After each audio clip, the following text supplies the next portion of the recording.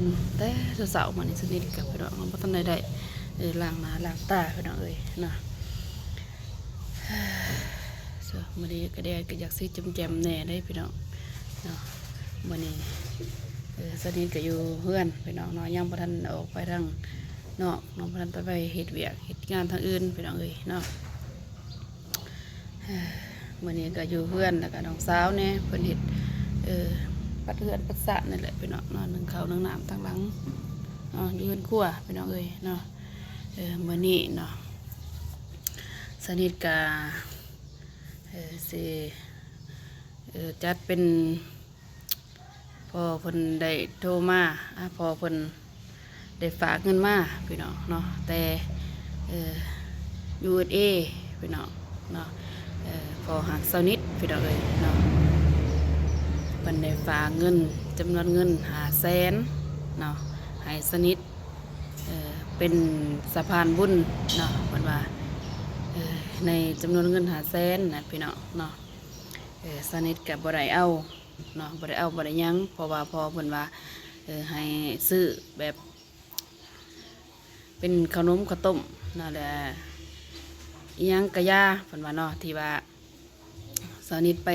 ถ่ายคลิปถ่ายหยังเนาะพอได้ให้เพิ่นเนาะแต่ว่าสนิทสิจัดเป็น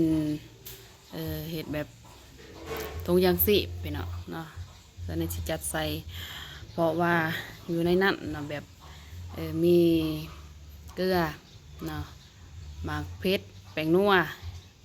อีหยังประมาณนี้แหละพี่น้องเนาะเพราะว่าให้ทางครอบครัวเพิ่นเนาะที่ว่าทุกจนนั่นแหละพี่น้องเนาะทุกจนทุกอย่างเนาะสนิทสินำเอาเครื่องนั้นไปให้พี่น้องเนาะถ้าว่าเอาแบบอย่างอื่นเนาะเพราะว่าเงินไขหรือว่างบเฮาหยาดบ่พอพี่น้องเนาะในเงินจำนวน500,000สนิทสิจัดเป็นถุงยางชีพเอาพี่น้องเนาะไปพี่น้องเนาะสนิทกะสิพาพี่พาน้องไปแล้วก็จัดเป็นสุดเนาะถุงยางชีพพี่น้องเนาะ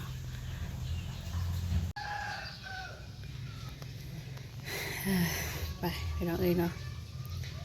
ไปจัดเครื่องนี่แหละเนาะ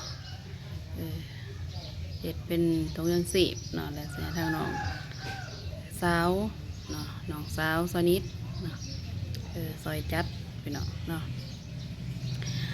น้องสาวสนิทกะสิอยู่ทางล่างนี่แหละพี่น้องเนาะไปหาเลยพี่น้องเนาะตอนนี้สนิทก็อยู่เฮือนครัวพี่น้องเนาะเฮือนครัวไปย่างไปเลยพี่น้อง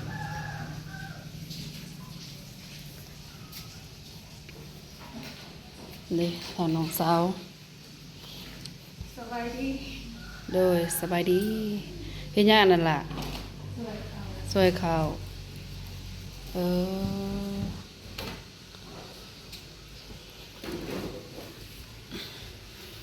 เพิ่นกำลังสวยข้าวพี่น้องเนาะ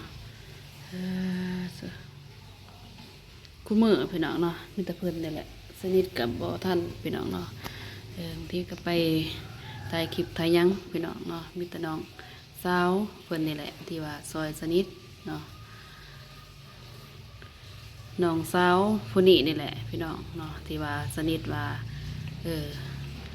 ครอบครัวทั้งสนิทเนาะทั้งพ่อเนาะแล้วก็แม่สนิทเนาะเอาเพิ่นมาเลี้ยงพี่น้องเนาะตั้งแต่ยังน้อยพุ่นแหละเนาะยังน้อยอายุ3 ปีพี่น้องเนาะแต่3 ปีเนาะเพราะว่าแม่เพิ่นก็ตายพี่น้องเนาะพ่อก็หนีจากเนาะเลยทางเพิ่นก็บ่มีหยังเนาะพ่อกับแม่ก็เลยได้เอา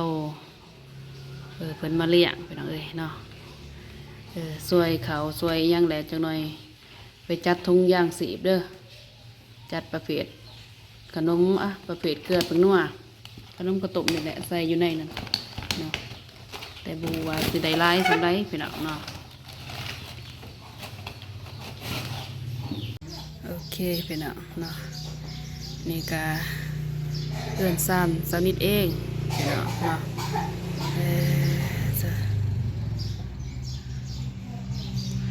เด้ตอนนี้ก็เดินเนาะเดินเพื่อนซ่านนี่แหละเนาะแต่สาวแน่มานี่พี่น้องเนาะนี่ก็จะเป็นหานสนิทพี่น้องเนาะส่วนลายก็แต่พอเนาะคนอยู่หานเนาะสนิทกับบ่ค่อยได้อยู่พี่น้องเนาะเฮ็ดเวียกทางนอกเอ้าเนาะไปนั่นไปนี่เนาะเวลาว่างก็สนิทก็สิอยู่หานบางมื้อกับพี่น้องเอ้ยเนาะ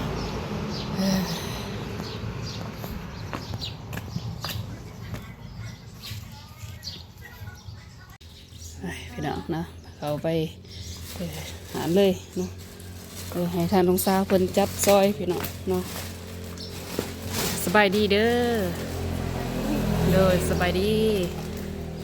เด้อพอโดยสบายดีโดยนี่ก็เป็นพ่อของสาวนิดพี่น้องเอ้ยเนาะเพิ่นก็บ่ได้มีครอบครัวแล้วพี่น้องเนาะอยู่กับสาวนิดเนาะเพราะว่าแม่สนิทก็ได้จากไปแล้วพี่น้องคันสิว่าแล้วก็เพิ่นตายแล้วเนาะยังมีแต่พ่ออยู่กับสนิทพี่น้องเนาะแล้วก็น้องสาวเนาะแล้วก็น้องสาวสนิทพี่น้องเนาะแม่เพิ่นก็ได้เสียโตแต่สนิทอายุประมาณ19 ปีพี่น้องเอ้ยเนาะย้อนที่ว่าพญาธิพวกเกี่ยวนั่นแหละเนาะไปให้น้องสาวเพิ่นจัดเลยพี่น้องเนาะจัดหาสุดเด้อจัดหาสุด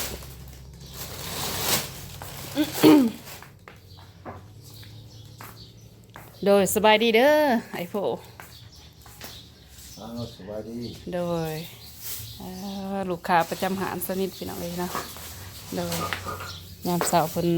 กินกาแฟนี่แหละเนาะใส่ถุงยางใหญ่ดี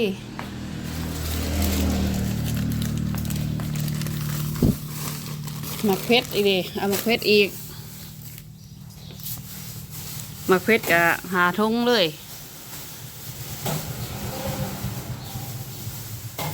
โอเค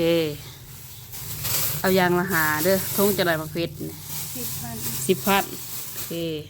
แล้วก็เอาสไลด์อีกดิเพราะว่าสไลด์จ้ะบ่เพาะเอา3ป๋องแล้วก็เอาอันมาใส่อีกราคาน้ำมันพืชนั่นเด้ป๋องเท่าไรตัวนั้นก็ได้จับมาใส่แล้วก็มาเลยราคาเอามาใส่โอเคพี่น้องเอ้ยเนาะให้ทานน้องสาวเพิ่นจัดซอยพี่น้องเนาะ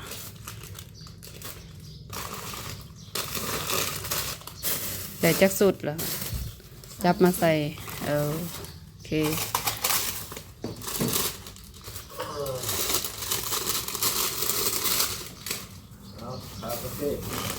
โดย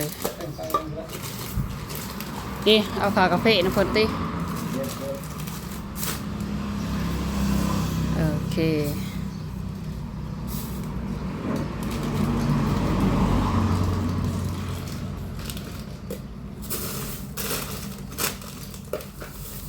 นี่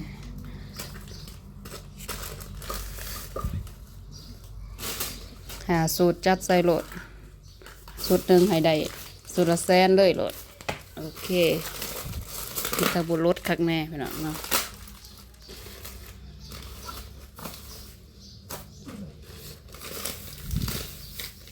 โอเคมีแล้วบ่ย่างแต่ว่ามีอ้าวนี่น้ำ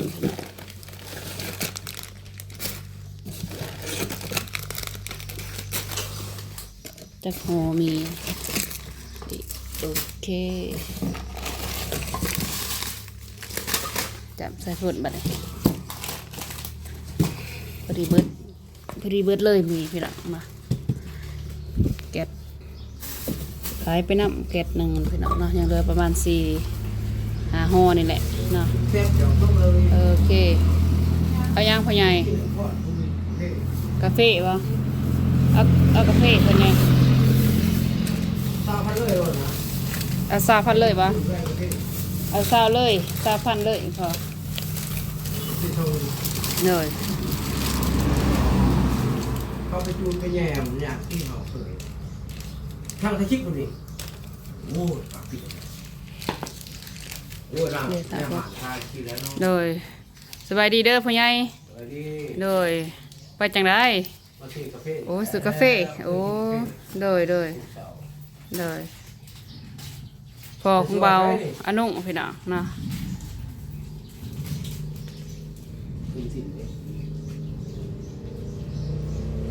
ไล่เบิ่งว่ามันถือเท่าใดแต่ละสุด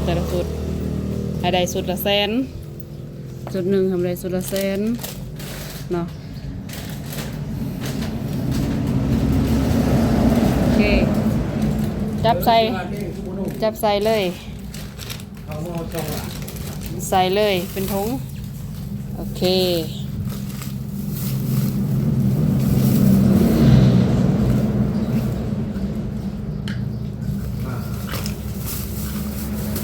มีสบู่มีแพบเนาะมีบุรุษแล้วก็เกลือเป็นนัวมักเพชรพี่น้องเนาะแล้วก็สไลด์แล้วก็ปลากระป๋องเนาะปลากระป๋องนี่ป้องหนึ่ง18,000พี่น้องเนาะป้องหนึ่ง18,000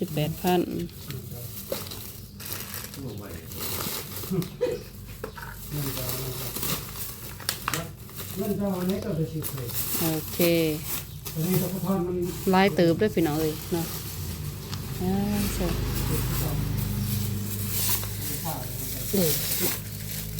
ลายเติบพี่น้องเนาะมักเพชรสบู่บุรุษเนาะน้องคนจัดให้พี่น้อง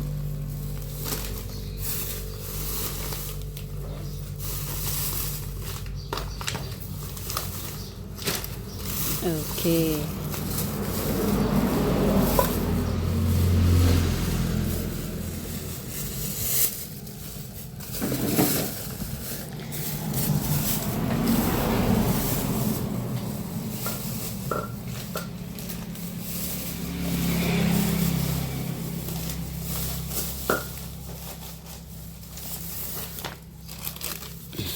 แพบสไลด์แล้วก็สไลด์ป้องเท่าไหร่ละ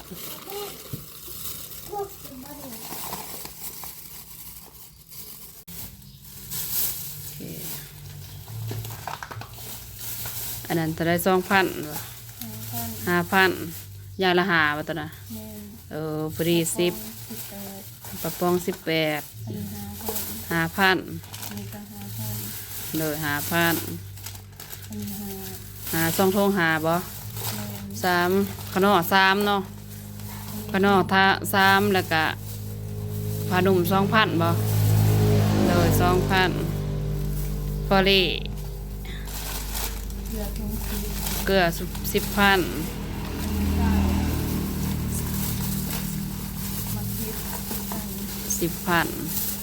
โอเคไม่ได้จักทงหาทงพอดีเนาะโอเคพอดีหาทงเลยพี่น้องนะเสือลายเติบได้พี่น้องเนาะพอดีถือตัวใดโอเค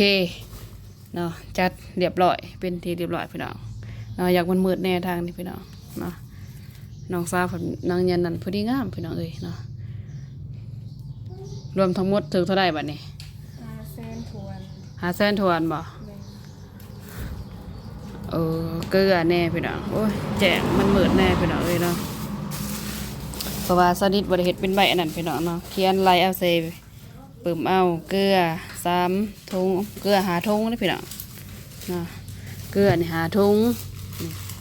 แล้วก็โอเคพี่น้องเนาะพอดีมันถืออยู่500,000น้องสาวเพิ่นว่าเขียนยังคือเปื่อนแท้เพิ่นก็ได้เนาะบ่อยากแจ้งเขียนราคาผิดไล่ให้มันถูกเด้อรวมทั้งหมดพอดี500,000พี่น้องเนาะ500,000 บริเคียนใหม่เคียนแจงๆเด้อบ่นาวให้มันเปื้อนได้เด้อยินบ่เวลาเพิ่นซื้อเครื่องซื้อของหั่นน่ะย่านว่าเฮาสิเนาะเว้าบ่ได้ได้แบบย่านเพิ่นคิดว่าไล่ราคาบ่ถูกอีสั่งหั่นนะมื้อหน้าบ่ให้เฮ็ดน้ำบิ๊กเปื้อนจังซี่เด้อให้เขียนแบบละเอียดเลยโลดให้เขียนแจ้งๆไล่เป็นราคาให้เพิ่นเนาะเพิ่นฮู้เพิ่นอันนี้จักนำกันเนาะพี่น้องเนาะพอดีถูกอยู่500,000ทวนพี่น้องเอ้ยเนาะยางละทงนี่แหละเนาะยางละทงให้ได้เป็นสูตรพี่น้องเนาะมีน้ำมันผืดแล้วก็เกลือเป็นนัวพี่น้องเนาะหาสูตรมัดไว้เลยติหาสูตรโอเคมัดไว้เลยให้เป็นสูตรเลย น้องสาวเพิ่นก็บ่เคยพี่น้องเนาะครั้งแรกยังว่าข้าวกล่องก็ตื่นเต้นพี่น้องเนาะข้าวกล่องนั่นมันก็ตื่นเต้นขนาดนี่โอเค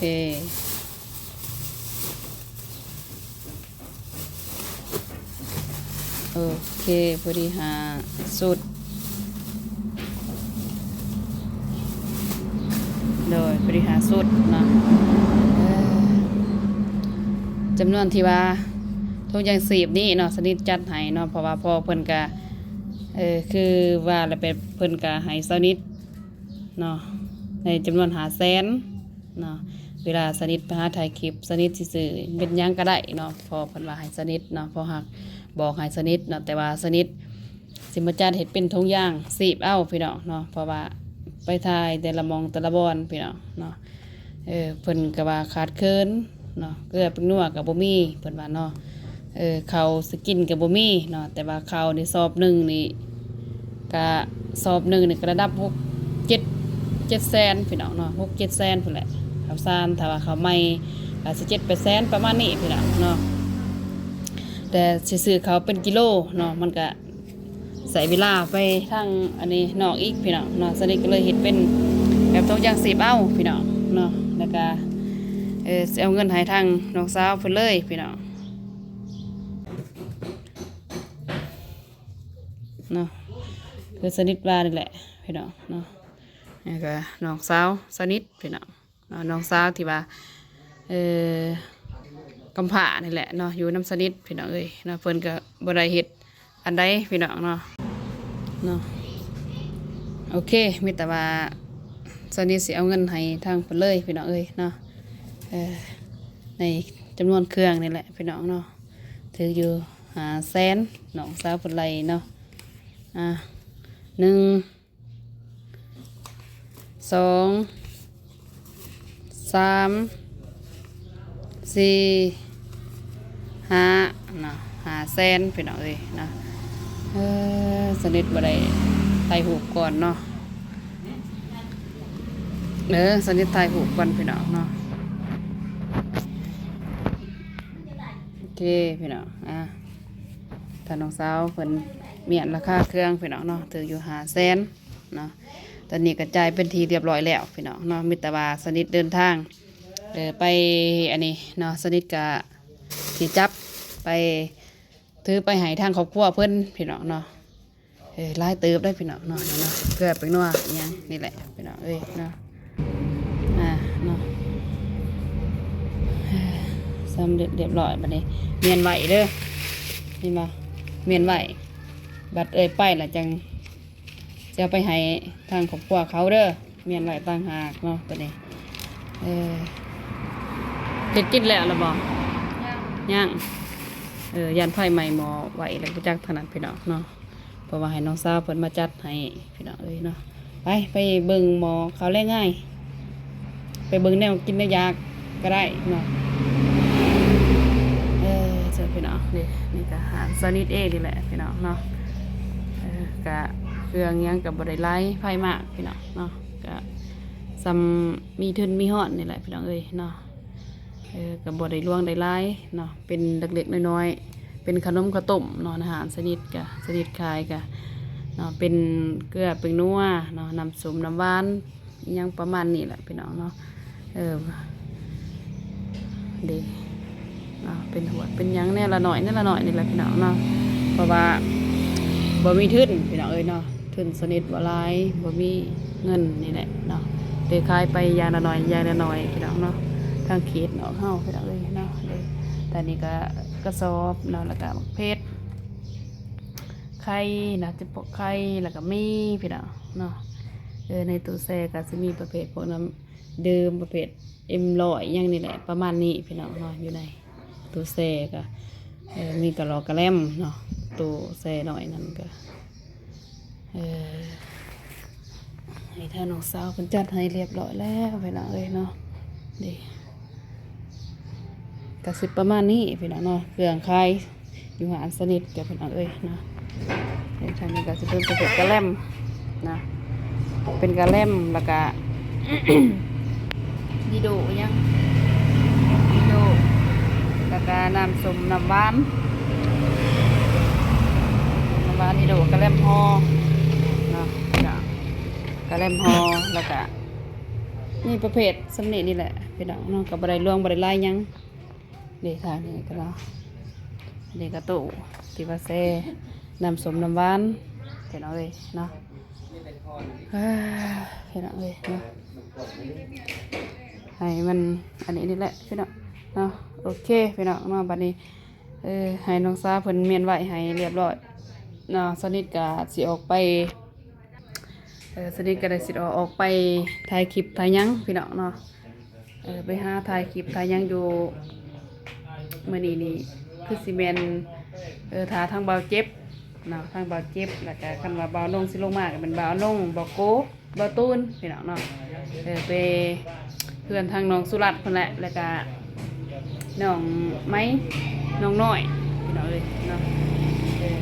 บางทีก็เพิ่นมาไว้ก็สิได้ไปไว้เนาะทางทีมงานพี่น้องเนาะบางทีก็บ่มีก็สิได้ออกไปก่อนแล้วก็บ่ฮู้พี่น้องเนาะพี่น้องเอ้ยสนิทก็ติดธุระแน่เนาะก่อนอื่นก็ขอบมุกขอบใจเด้อเนาะทางพ่อบุญเนาะที่ส่งเงินมาให้สนิทเป็นสะพานบุญเนาะจำนวนเงิน500,000พี่น้องเนาะแล้วก็ย่า USA เนาะขอให้เพิ่นทั้งสองจงมีแต่สุขภาพแข็งแรงความเจ็บอย่าสุดใดความขายอย่าสุมีเนาะให้เฮงปังๆในหน้าที่การงานเนาะให้อายุมันคนยืนเป็นหมโพมใส่ให้ลูกเนาะตลอดไปพี่น้องเนาะแล้วก็ขอบมุกขอบใจพ่อแม่ FC สู่ผู้สู่คนเนาะบ่ว่าอยู่ภายในประเทศหรือต่างประเทศพี่น้องที่เข้ามาเป็นกำลังแรงใจให้สนิทตลอดมาเนาะใครทุกท่านพี่น้องเนาะก่อนอื่นก็สำหรับคลิปนี้พี่น้องขอกล่าวคำว่าสบายดีพี่น้องนะบ๊ายบายพี่น้อง